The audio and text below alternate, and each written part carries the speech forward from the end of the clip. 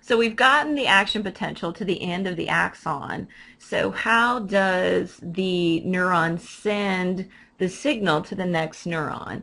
And this is done at the terminal buttons and across a really small space between the presynaptic neuron and the neuron receiving the active potential, the postsynaptic neuron. This space is called the synaptic cleft. And you can see it's really close together. Nature doesn't leave a lot of room for error here, so we have to blow that up. So here's the presynaptic neuron, and here's the postsynaptic neuron receiving the signal.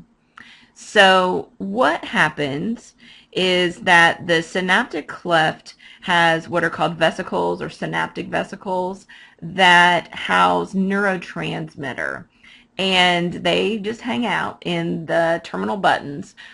What an action potential does is when it reaches the bottom of the axon here, it releases calcium, and then calcium causes these synaptic vesicles to migrate to the edge of the terminal button, fuse with the cell membrane, and then spill neurotransmitter out into the synaptic cleft. That neurotransmitter then diffuses across the synaptic cleft, and it interacts with receptors on the membrane of the postsynaptic neuron, and then those receptors either open or close.